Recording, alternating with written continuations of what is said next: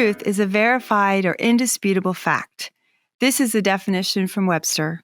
Our sixth step of good trouble is to seek out the truth, not talking points. Welcome back to our series on good trouble. In our contemporary era, we have news 24/7 on a plethora of satellite, television, radio, podcasts, and internet channels. Flip the channel to any news station and keep it on for a few hours, and a recurring theme will prevail. This theme generally aligns closely with the philosophy and views of its station.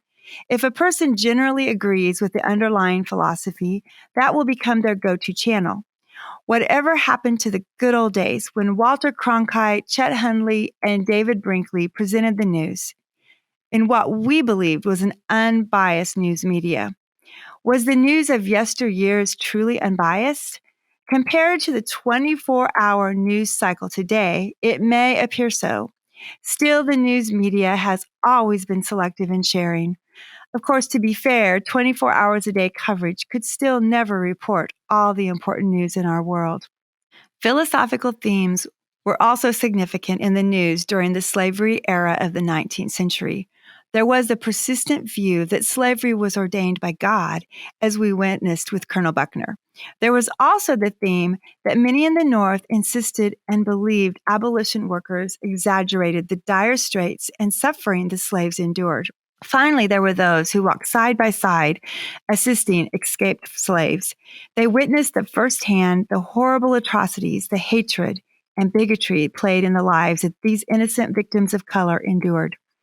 Mrs. Haviland was determined to respond honestly and directly to those who carried the first two positions. She went undercover as a spy in yet another trip to find out if it really was just a few unprincipled slaveholders by which the entire system of slavery was being judged. Traveling to Little Rock, Arkansas, she posed as a politically neutral seamstress. Unfortunately, she could not reveal any of her thoughts or show any signs of concern or sympathy for the plight of slaves there. Her job was to listen and act indifferent. She revealed it to be one of her most difficult tasks ever. Laura witnessed two small slave boys, Jack and Jim, being brutally beaten with cowhide, strung up by their wrists on a pole over the bay in the barn, simply for being late to start the morning fires before dawn. Their Aunt Winnie had simply been too sick and had forgotten to wake them up. The horrible slave mistress and master continued beating them with heavy blows all day long. By 4 p.m, Laura was so distressed, she excused herself with the need for exercise and fresh air. She felt such relief walking up and down the streets where she was able to allow her tears to flow freely. That evening, while Laura was sitting by a warm fire with her seamstress friends, the Shears, they recounted the horrors of the day and lamented the fate of poor Aunt Winnie, Jim, and Jack. Mrs. Shears exclaimed, "I tell you, people, this cruelty makes dealing with the devil almost look tolerable." Her son-in-law moaned under his breath, "Be careful, don't talk so loud or you will make a fuss here." Mrs. Shears responded, "Well, I don't care. I am mad. I tell you, Joseph, hell is lined with this very minute with such folks as these." "Yes," he agreed, "I do believe they are more cruel here than in Georgia." "I've not seen such cruelty in Georgia or in Alabama, yet I know it's everywhere in the South. But I tell you, there are more slaveholders in hell tonight for treating slaves this way than for all the other sins put together, and I know it," the good mother lamented. "Be careful," Joseph cautioned. "They'll hear you, and it will make trouble. It's their property. It's none of ours." "I don't care. Slaves are human beings and have feelings as well as other folks," Mrs. Shears concluded. Mrs. Haviland asked nonchalantly, "Well, what can these slaves do to get away from this cruel treatment?" Mrs. Shears responded, "They go somewhere. I don't know where. Something underground. They disappear, and I think Winnie, Jack, and Jim should run for it." Ah, so they were aware of the Underground Railroad, Laura thought to herself. Haviland's other purpose in going undercover was to help a young slave girl, Anne, escape. Going on a walk to meet her at an appointed time, Laura was greeted by 3 formidable enemies circling her with a low growl, hair on end, and showing their sharp, wicked teeth. Remembering that a stern and steady gaze would disarm the animal of its ferocious intent, she resolved to try it. She fixed her eyes fiercely upon the sparkling eyes of the leader. As he came within 6 feet, he stopped. Soon the growling ceased as the lips dropped over the long tusks, his hair smoothed back, and he walked away with his slighter, smaller companions close behind. Trembling for several minutes after this threatening encounter, Anne's contact came running towards her. "Did the hounds come to you?" she gasped. "They did," Laura said, barely above a whisper. "Did they hurt you? What did they do?"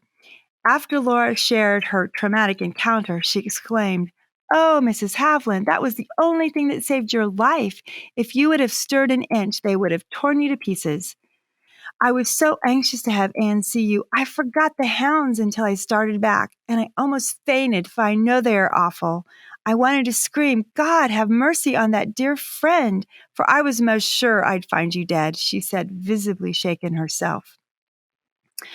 "Oh no, the Lord has preserved me, and I am not harmed," Laura continued. She spoke, trying to calm her excited friend, and it took some time for both of them to regain composure. But Laura thanked God, knowing that He is always present for His trusting children. After making secure plans for Anne, word had gotten out that Anne was planning to take a trip. So all the plans for her rescue had to be abandoned. Soon, Laura was on the boat home. She quickly befriended a slave family traveling with their young slave owner.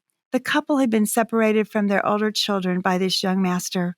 They were frequently in tears. Some of the other passengers noticed and made cruel remarks. Now that Laura was far away from the very difficult role of pretending to be an indifferent observer, she went out of her way to comfort this sad couple. They were devastated they would never see their children again.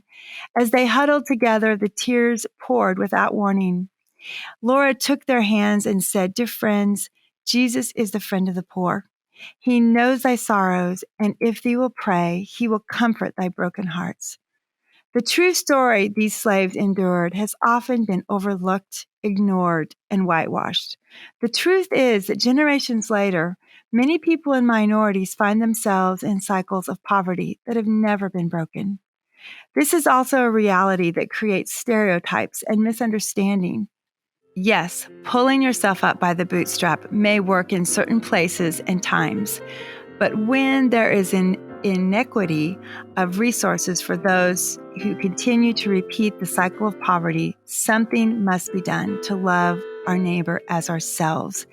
In the core community out of poverty group that I serve, this is our aim. We work to shore up resources for our core leaders, allowing them to make positive changes while we share, support, and love them. Jesus calls us to go the second mile, to care for our neighbor, and that neighbor many times turns out to be a despised Samaritan or a minority. How do we avoid talking points and seek the truth in these matters? How can we dig deeper and uncover glimpses of truth that could build bridges between divisive points of view? How could this help build a win-win in relationships? Jesus said, "I am the way, the truth, and the life. No man comes to the Father but through me." John 14:6. He also said, "You shall know the truth, and the truth shall set you free." John 8:32.